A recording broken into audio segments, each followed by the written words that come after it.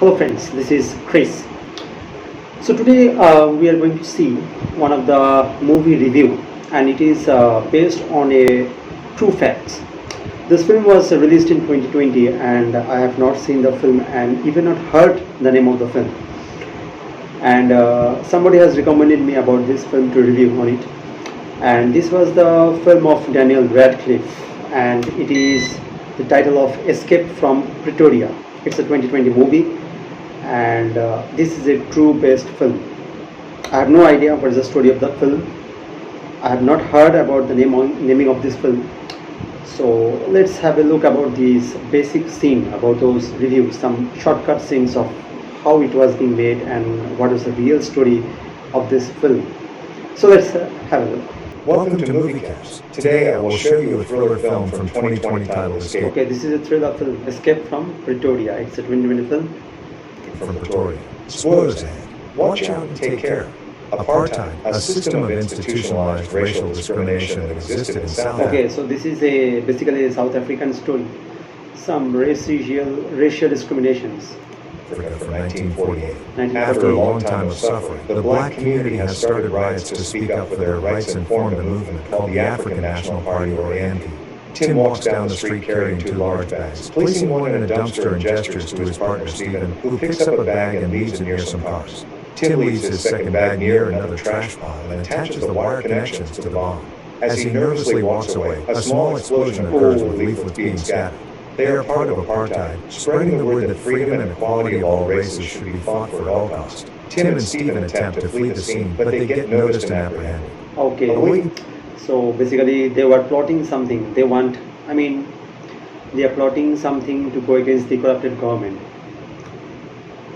So these heroes, they want to spread some message among the people, to give some general awareness about this corrupt government, and this was their explosion. This explosion was a part of the plan to spread the message, but they couldn't flee from that scenes. Police just apprehended them. What a unfortunate man. In their prosecution, Tim This reminds me about a film called Anthropoid. They all also have some conspiracy against to go Richard Heydrich, but somehow they didn't escape the country. They were just trapped inside the church, and they have to fight back with the German soldiers. And after that, they were shot dead. They themselves shot dead. They didn't surrender. So this type of film it is. But this is something cannot get fled away from the scene, from the crime scene. His girlfriend sneaks into his room and gives him some money in case of need. She encourages him to stay strong. Before the court hearing, Okay, his girlfriend encourages him to stay strong. in the restroom, Tim hides the money in a cigar case and shoves it where the sun doesn't shine. 1978, in the courtroom, the judge praises the prosecution, which has presented an overwhelming amount of evidence of 26 custom-made bombs. As defense of their actions, they use that all races are equal, which is not taken well. The judge announces the sentence. Tim is sentenced to 12 years as he is the main bomb maker, and Stephen to 8 years as an accomplice. As they prepare to leave the courthouse, So Tim and Stephen, they both get jailed. One is 12 years and another is 8 years. Stephen notices his chance to escape through an open window, and he does, but in vain. When he reaches the ground, he is beaten up. They are brought to the prison of Pretoria, and the prison warden, Captain Schmoll, receives them with disgust. Pretoria, I think it's a South Africa someplace. Pretoria. So his friend just started, his inmates, his associates just started to run from the jail, but couldn't. Because he considers them traitors. He hands them over to a very strict prison officer, Meneer. As they follow Meneer, who explains the rules and regulations of the prison, Tim takes a close look at the automatic grill doors, the multiple bar gates, and the security systems in place. Everything seems tight. Meneer shows them their... So Tim is, cautious to enter, and he is knowing the positions of wherever each one is positioned, so that he can get some weakness in that tight restrictions. If he gets some weakness in the tight restrictions, then only the prisoners can escape. That's a great thing. cells, which are closed by a grill and a full metal door. He tells them to keep the cells clean and they will have a good relationship. Tim barely gets any sleep. Day 1. At breakfast, Tim carefully strolls around to find a seat when Dennis gives him a hand. Dennis is an older political prisoner serving 4 life sentences for his work against apartheid. He tells Tim that the prisoners in the blue uniforms are murderers, while they themselves in the gray uniforms are political prisoners. They notice Stephen and So there is categorized, among the prisoners. This type of color dress means that this a category zone, or this type of color dress is having different category zone. So they are all categorized. Blue means blue signifies this, that color signifies that. Get it? makes some ruckus to get his attention and join them. Dennis asks them about their sentences. Stephen confidently tells him for how long they are sentenced, but they don't plan on staying that long. A French prisoner, Leonard, eavesdrops on them. Potluck accidentally spills the soup and Munir makes an example out of him. Later in the day, when the prisoners are exercising in the prison yard, Dennis tells them everything they need to know about the prison's layout, the height of the walls, the searchlight, and the guards, and advises them against trying to escape. Dennis tells them about the wall next to the public road, which is always guarded by a sniper. He also tells them that people always sneak in money with the idea of escaping within a week, but that does not happen, and advises Tim to give him the money for safekeeping before he gets an infection. After Dennis takes his leave, Leonard approaches the duo and says that Dennis always discourages anyone who talks about escaping. He believes it is possible and offers his help. In return, he wants to be included in their plan. Captain Spoll observes them and finds them fishing. On Dennis' advice, Tim gets the cigar case out of his system, and breakfast under the tables, passes the money over to other prisoners to Dennis, who hides it in a toothpaste wrapper. Day 23. With a lighted match, Tim looks at the keyhole to the grill gate in his cell. So I think some money, inside the jail also there is some transaction is going on.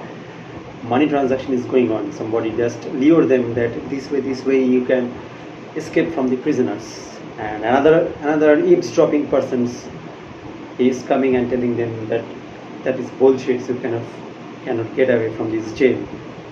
So something mysterious is happening. Something fishy. As if it offers any answers. For multiple nights he stared at the lock as ideas ran through his head, but nothing stuck. Then finally one night it dawned on him, you start with what you know and work backwards. He has an idea. He uses paper to measure the keyhole and check its length. He wants to make wooden keys to open the doors. The next day, he shares this idea with Stephen and Leonard in the shallow room. Okay, so he measures the depth of the keyhole, and something they are making, some duplicate of keys they want to make so that they can get out of the jail. Leonard thinks the wooden key idea is nonsensical, but Stephen and Tim are sure it could work. They would get the wood from the workshop.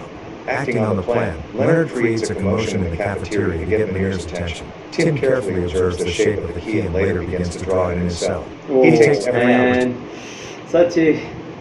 Such a high plan. It's a high plan. Something you are making a scene, and Tim just observes the structure of the key. And what a look. You mean at that one point of time, at that one glance, you have to look thoroughly of the key. The shapes, the structure, each details you have to note it down, so that by one chance, one round, you can make a correct key. Opportunity to take a look at the key, whether it's during training or during their count, until he finally has a clear draft of it. Day 74. Tim steals sandpaper and wood from the workshop.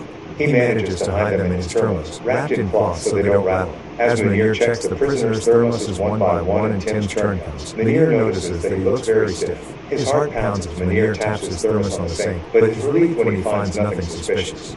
That same night, Tim works tirelessly on his first prototype. After some chiseling, his first key is ready. Tim tries it out and like a knife through butter. The gears turn and he opens the grille door. Oh, However, man. there is one.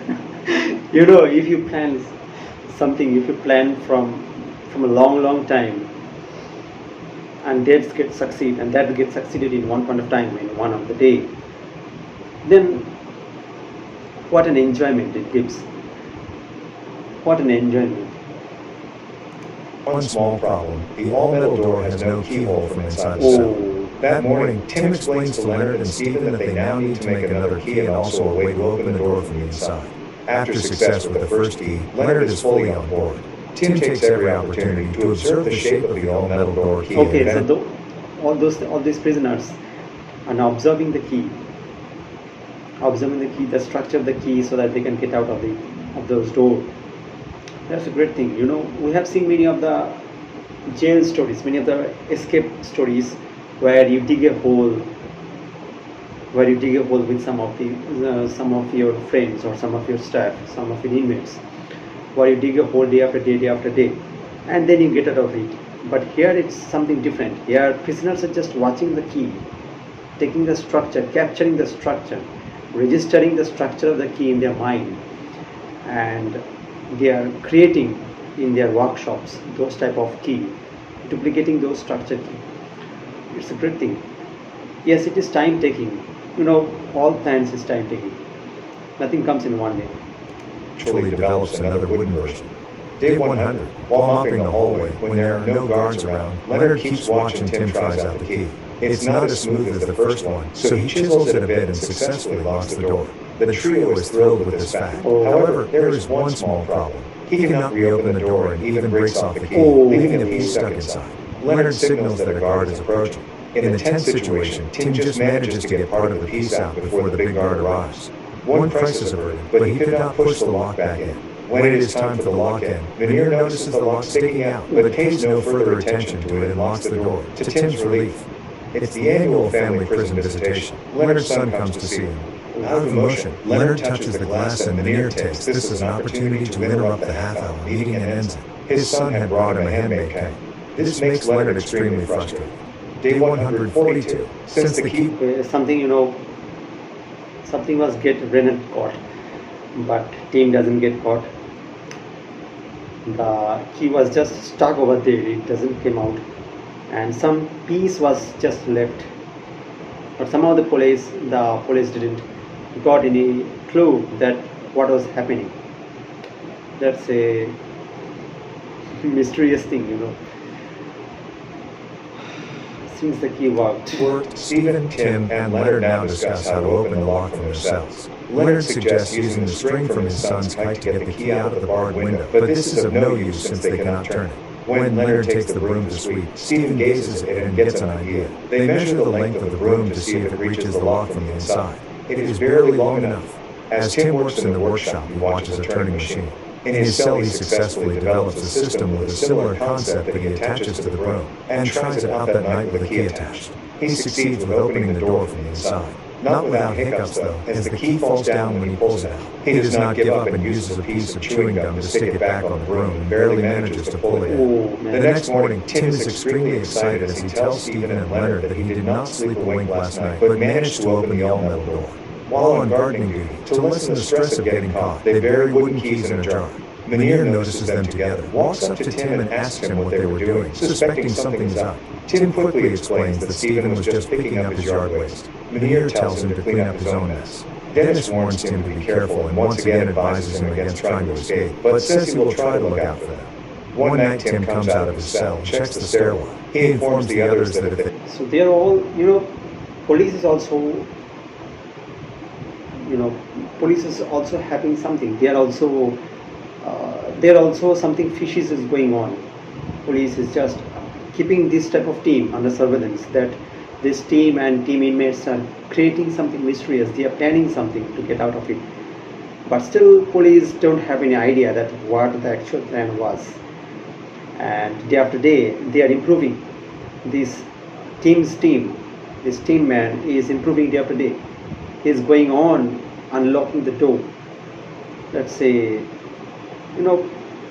creativity comes during the danger times. Creativity comes.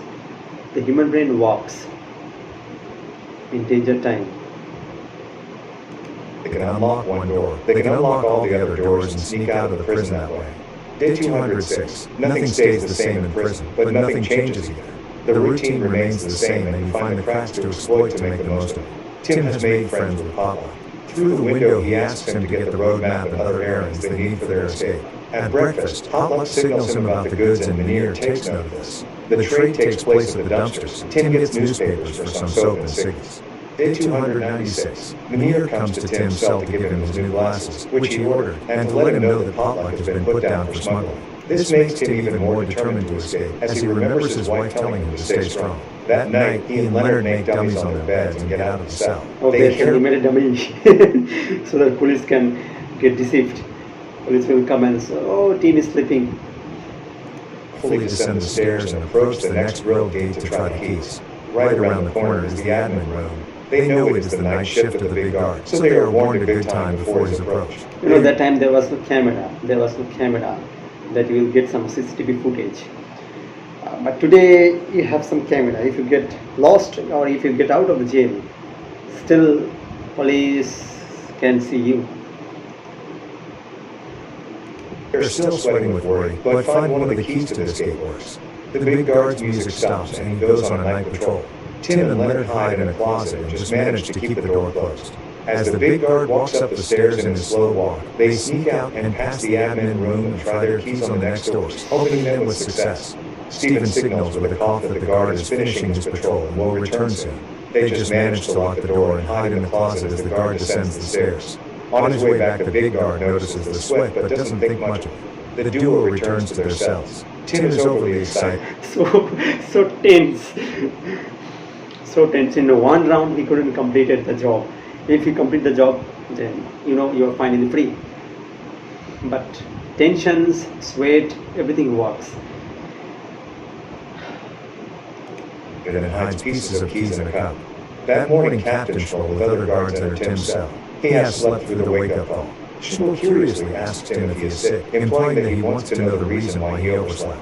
Schmoll's 20 years of experience tells him that he overslept because Tim is tired, and he is tired because he does not sleep at night. But all Tim can do is apologize. He is sent out and they search everyone's cells for clues. Tim is called back and the cup with his toothbrush falls over and the key pieces fall out. Captain Schmoll picks up one of them and asks what it is. Tim barely keeps his nerve and quickly comes up with an idea that he made them to hold up his parents' picture.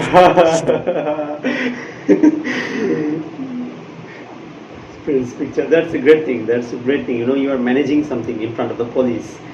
Some key type of structure just falling down, and team is managing that. This is just for holding the parents' picture.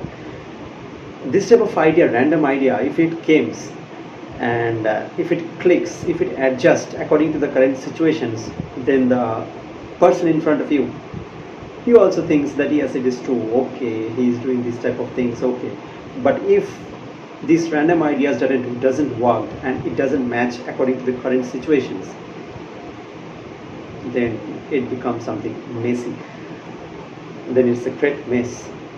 Schmoll is sure that Tim is hiding something and vows to find out. It was a close call. The following night, Tim has a panic attack because his nerves give up, but he keeps going. He narrates that the obstacles presented a new way of looking at things, so that the whole prison became their hiding place. For several nights they snuck out and kept making new keys for their escape. They begin to make many other preparations for their escape and manage to get civilian clothes from the laundry. Day 404, Tim gets a tooth infection and the nurse says he needs to be taken to the clinic. When Munir escorts him, Tim learns that there is a button to push to open the automatic door. He also sees that a new guard tower is being built. It is Christmas Eve and they have made all the preparations. Tim, Stephen, and Leonard present their plan to Dennis and the other prisoners. They have made 39 keys for 15 separate doors. Dennis and the others argue that they have nowhere to go even if they get out. The group fails to convince anyone to join them in their escape. Dennis gives Tim his money back, disguised in a eucalyptus toothpick. So it needs some money also. These three becomes in one group, another groups, and now this team's group, they cannot pursue other group that yes, we have created something, 39 type of keys, come and join and support us so that we one day or one night we can get escaped from this jail. But somebody is there who is just reluctant to get out of the jail because he is not he's not wishing that he should get out of the jail. In every job you will find some persons who just gives you some negative answers that no, it not worked, don't try this type of things. But you are confident, then of course it will work. And if you get success, then this type of negative persons will make a U-turn and say that yes, he is correct, he has done the job. Munir sees the toothpaste on Tim's bed, but thinks it is a precaution for his tooth infection. Captain Schmoll, very suspicious that something is cooking, turns everything in Tim's cell upside down out of frustration, but finds nothing. In the evening, after all the officers have left, Tim, Stephen, and Leonard start to carry out their plan. Tim offers Dennis one last time to join them, but he refuses. They collect the keys, which are hidden in different areas of the prison, and change into civilian clothes. The big guard clogs the toilet and gets the plunger from the closet. He notices a twisted paper clip Leonard used to hold the closet door, but ignores it. The three make their way down the stairs, and when they hear footsteps, they hide in the closet but do not find the paper clip. They have no idea that the big guard is coming to the closet to put the plunger back. Oh, man. Just in time, Dennis smashes a light bulb in his cell, causing a short circuit. He calls out to the guard and distracts him. The trio is... Oh man, Dennis also did some job. He knows the plan that what the teams is doing, and at a correct timing, he just distract the police. Sometimes I think negative people also have a great idea to distract.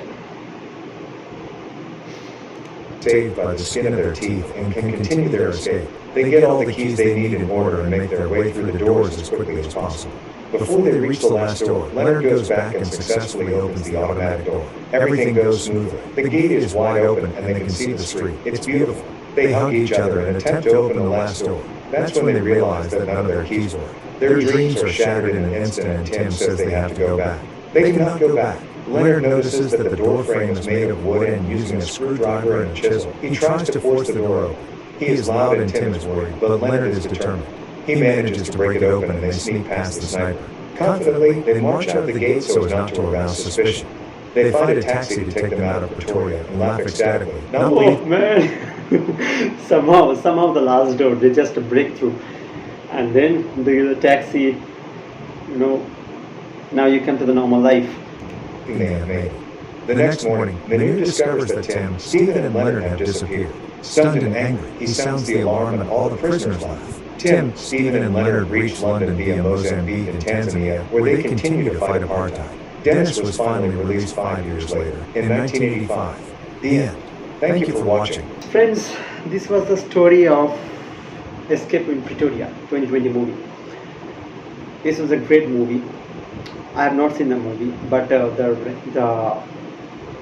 IMDb rating is 6.8 out of 10. If you look other film like this type of escaping from the jail, you will see they are digging something holes, they are mapping something, they are planning to make some ways underground and get out of the jail.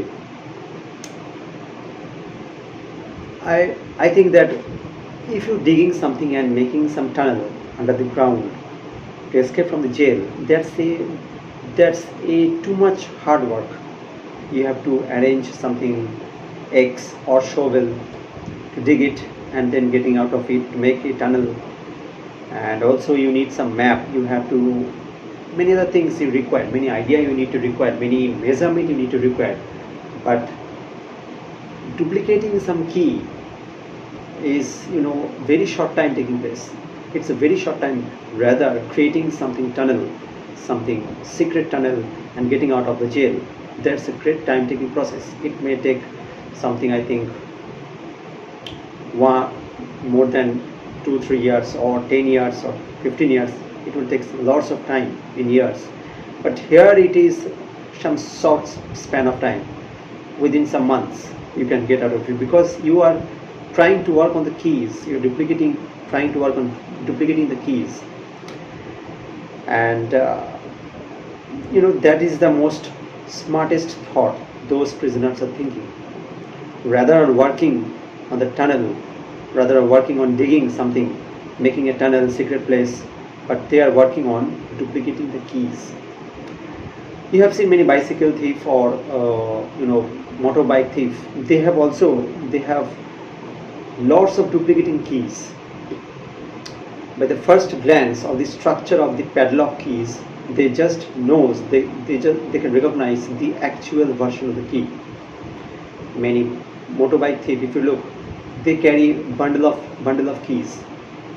Now when they try to steal the motorbike, they just look the padlock structure of the keys and they put the duplicate keys and it matches, clicks, and then get out of it and escape through the bike and escape with the bike ride.